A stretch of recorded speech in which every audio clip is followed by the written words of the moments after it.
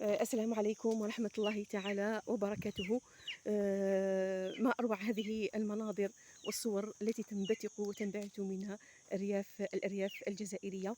يعني راني هنا قدام كرمة عملاقة، من جانب الثمار ومن جانب الظل الذي تحققه لأهلها. يعني أحببت أن أشارككم هذه اللحظات الممتعة من الطبيعة الخلابة، الطبيعة في الطبيعة يعني.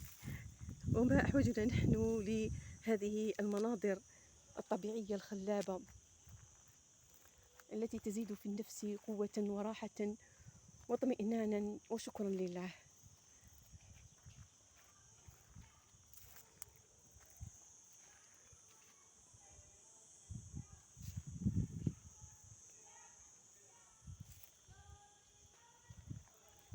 يعني البلاد ولا الريف كما نقوله باللغة العربية، يعني مكان هادئ ويبعث على راحة، على الارتياح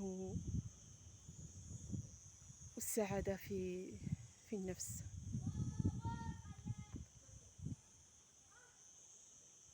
هنا مدخل لأحد البيوت في الريف.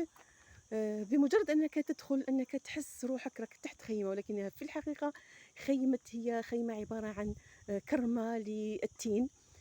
في الحقيقة نقول لك هي خيمة حقيقية، يعني خيمة طبيعية، من جانب الثمار ومن جانب الظل الذي توفره لكل أفراد العائلة. هنا يقعدوا، هنا وقت القيلولة هنايا، وقت الفطور تاع الصباح أو القهوة تاع الصباح يتناولوها هنايا، العصر هنا، مور المغرب هنا. يعني في الوقت اللي راهو برا تصيب يعني الحرارة مرتفعة والناس كلها تهرب لبيوتها، والأغلبية مع الأسف يستعملوا المكيف الهواء.